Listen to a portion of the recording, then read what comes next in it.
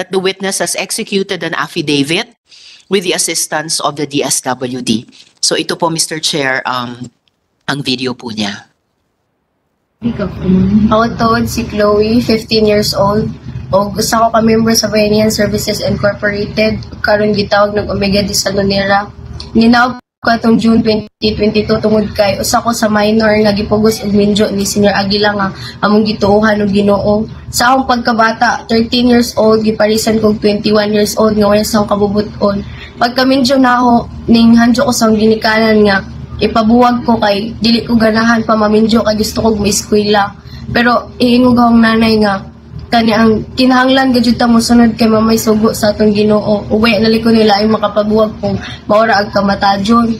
Mo tong nagpahila ko kasabot sa akong gibati nga ingon ana day gajud dapat ag ilang pagtuo sa Ginoo nga bisag ako nga ingon ani dapat gajud sila nga motuo kay Ginoo lagi kuno. Mo tong panahon nga gibutang ko sa bahay nilang Jerens og nangutana si Just Lucky nga nakuha na ba kuno ko or nakig-6 na ba kuno og Lucky unya ni nga mag-Lucky nga waya pa kuno otong giingnan si Dia nga naman waya pa man ninyo kuha nga mga gagmay ra man ang inyong asawa usa pa authorized na ninyo na rapon kay inyo na mga asawa dahil panahon nga gilakan mis kwarto kay gusto gajud nila nga kuhaon na maka-6 na og Lucky unya dito nga ta hila ko unya kaingan kog ma-rape ko adto pero madjugani kay Lucky aning ko ana nga inhilak pud si Jan mo tanan si Jag unsa ko ni Jan sa nganong way dili ko na kumusugot kung giingnan nga dili pa ko gusto maminjo ug ikaw may gusto nang mawa kay gaw gad yung gusto makahuman kog eskwela sa akong mga ginikalan nga naa dinha unta mo lugsong na mo kay di ko gusto nga magihan sa manghod ag nagihan ako. Gusto ko nga makahuman sila gi eskwela, gusto ko nga na sila grado. Gusto ko nga mag-uban ta pero dili diha. Gusto ko nga muari na mo na dili kay anak ta diha mag-uban. Uy ka og maon din na. Chloe?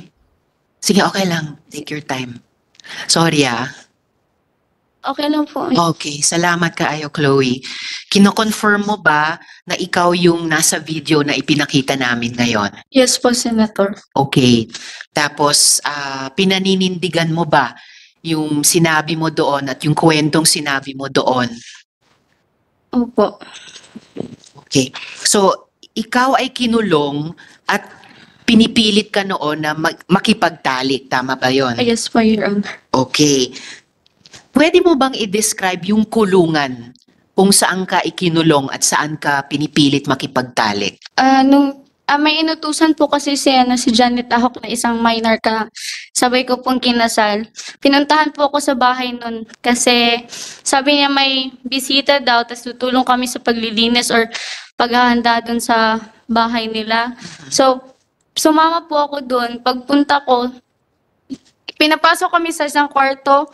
Tapos doon po sinabi nilang hindi lalabas kapag hindi daw magkakasex, hindi daw ako makukuha. So noong time na yung pumasok, Sandali. Yes, Mr. Chair. Sino nagsabi? si Janet Ahok, Janet Ahok.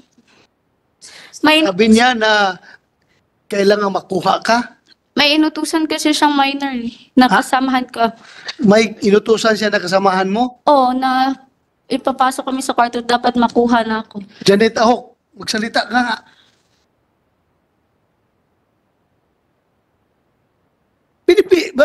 Babae ka ba? Lalaki? Babae ka, di ba? Baje, sir. O babae?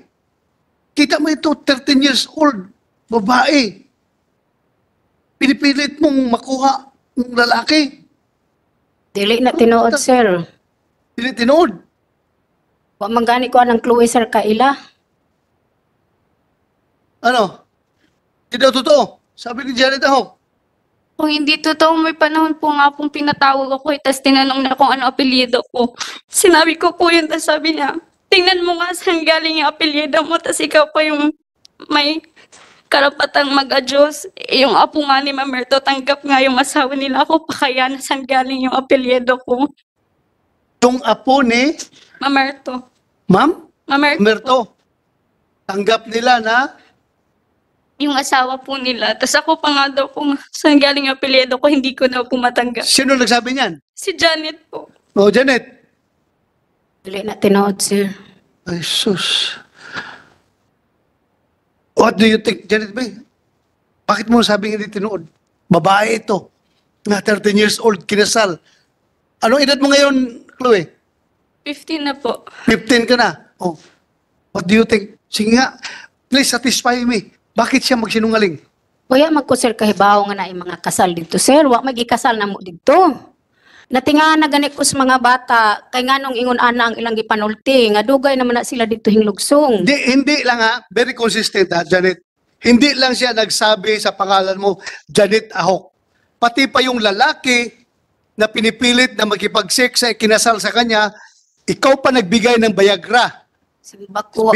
Sinabi mismo nung lalaki ha, sana yun, nandito ba yun? Ikaw ang nagbigay ng Viagra. So, dalawa na ito nagsasabi na involved ka sa pilitang pakipag-sex. Janet, isipin mo, may anak ka? Dili lagi na sir tinuod, sir. May anak ka ba? Naa, sir. Babae, lalaki? Bajig laki. Yung babae, how old? Mga 30 plus, Ano? saka 10 years old. 10 years. Oh, palagay natin, yung anak mo ngayon, babae na 10 years old, dating nung edad niya na 13 years old, gagawin sa kanya yung ginawa dito kay Chloe. Ano pakiramdam mo? Okay ka lang? Dili lagi na tinuod, sir. Di, tinatanong kita kung pakiramdam mo, kung okay ka lang. Okay ka lang? Ganun yung anak mo, ikakasal at isex ng maaga? Gamitin mo microphone. Eh, Hindi okay sa'yo. Pero sa ibang bata, okay ka. di rin. Si Teresa, go ahead. Salamat kaayo, Mr. Chair. So, Chloe, sa nangyaring ito sa iyo, ito ba yung nagkumbinsi sa iyo na umalis na sa kapihan? Yes po, Senator. And sa iyong pagkakaalam, ganyan din ba ang ginagawa sa ibang mga bata na pinipilit magpakasal, pinipilit mag-sex o kinukulong sa mga kwarto para gawin ang mga bagay na ito? Hindi ko po alam yung sa iba, sa akin, sa karanasan ko lang po. Okay. So, yung iba, hindi mo alam kung kinukulong din sa kwarto, hindi mo alam kung pinipilit din na Opo. makipagtalik. Okay.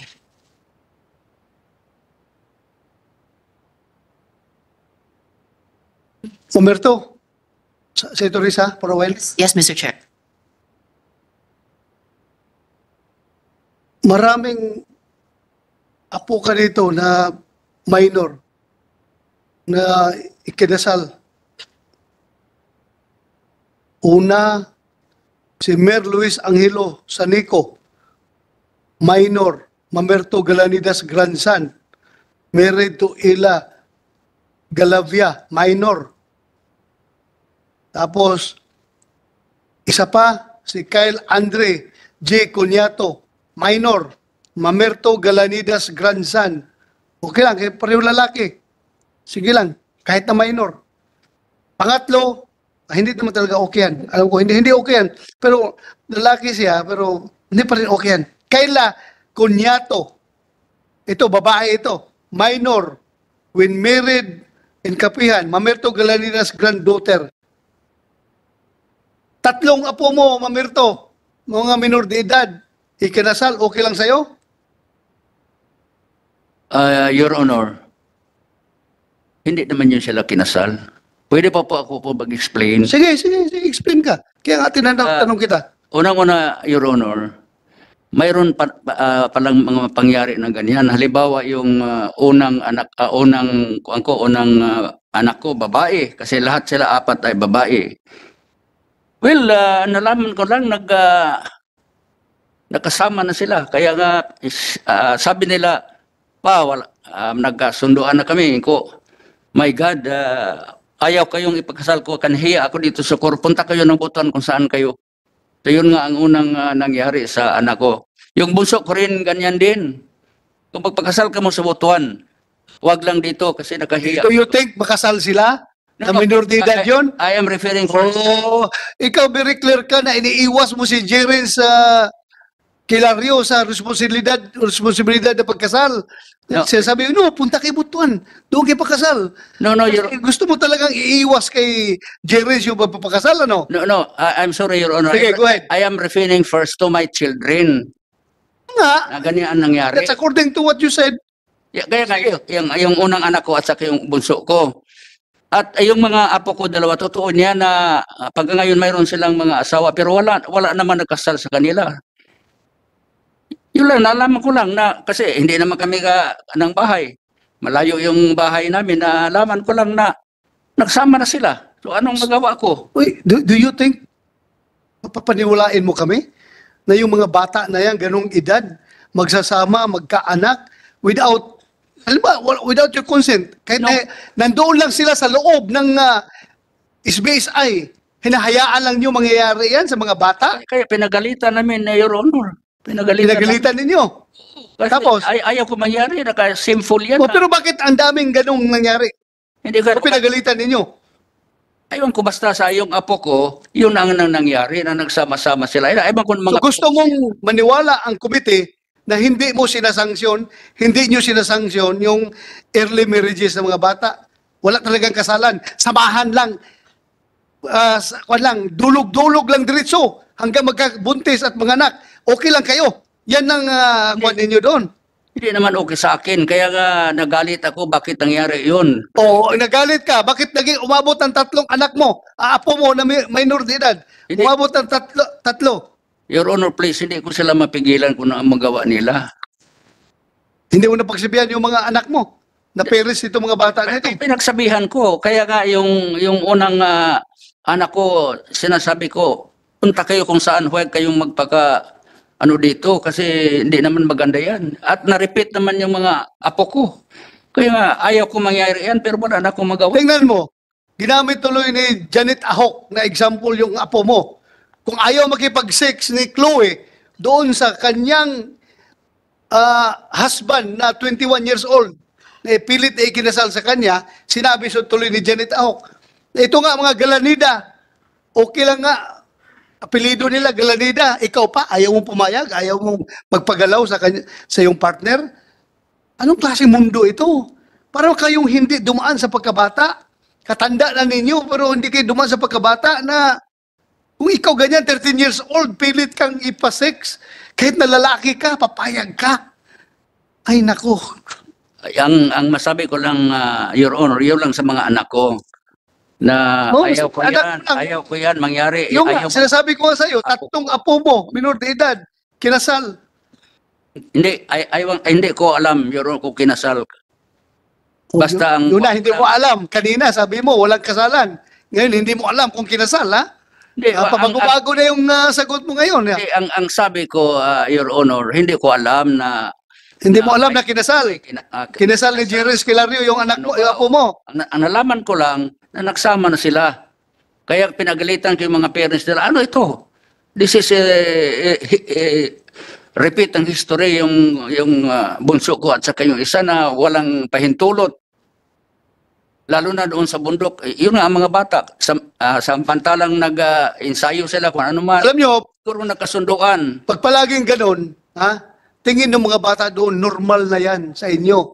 So, you are making the abnormalities to be accepted as normal by the children in your community sa kapihan. Kasi tinutolerate ninyo eh. Granting, nasabi mo hindi kinasal ni Jerens, pero very strong yung mga ebidensya na sinasabi na kinasal ni Jerens yung mga minor de edad na yan. Granting na hindi niya kinasal, pero the mere fact that it has come to your attention na yung mga bata ninyo doon, mga apo ninyo, mga minor de edad, nagsasama-sama, nabuntis, nagkaanak, wala man lang kayong ginagawa, nagiging normal na tingin ng mga bata yan. Marami kaming ginawa, Your Honor, yung sa apo ko. Ayaw ko yung Kung may ginawa ka, bakit ganun? Umabot 3 apo mo. Ay, naku, huwag mo kong lukuhin. 3 apo mo, minor de edad, nagkaasawa, tapos sabihin mo, may ginagawa ka? Huwag mo akong lukuhin dito. Your Honor, please, I'm just telling the truth na hindi ko Kumanda ka, yung mga... kumanda ka pagkabata. Isipin mo kung bata ka, ginaganon ka, pinipilit kang makipag-sex sa isang ayaw mo. Minor de edad ka. Hindi mo nga alam kung itong 13 years old ay dinatna na. Naging babae na ba ito? O kung wala pa talaga, sus, puto, para kang pinapatay ka talaga. That's grabe. Sobra. Ikaw, Janet Ahok, meron kang anak, si Jomong Ahok na minor de edad. Kinasal, married to Matsay. May anak na sila, isang lalaki. Okay lang sa'yo. Minor de edad, anak mo. Janet Ahok. Okay lang sa'yo. Ila man ang kagustuhan, sir, wa ko'y mahimo. Oh, yun na. You're a very irresponsible parent, I tell you. As far as my standard is concerned, very irresponsible. Pinipilit ko pa yung iba. Senator Risa, go ahead. Oh, Mr. Chair, bago ko itanong ulit yung ating mga departments dun sa next steps, Senyor Aguila, sa inyo ko ibigay yung isang last word dito. Ano pong tingin nyo dun sa naranasan ni Elias Chloe? Narinig nyo po yung kwento niya kanina, yung ginawa sa kanya, yung karanasan niya. Anong tingin nyo doon? Or itatanggi nyo na naman ba iyon? Hindi ko po alam kasi hindi ko siya kilala. O kung tanungin natin yung parents niya kung nangyari ba yan. Yung tinatanong ko po, Mr. Chair, kay Senyor Aguila, ay yung tingin nila sa salaysay ni Elias Chloe bilang nasa kustodiya ng DSWD at tinulungan para ilagay yung kanyang karanasan sa kanyang affidavit. Wala kayong naisip o naramdaman dun sa kanyang pinagdaanan?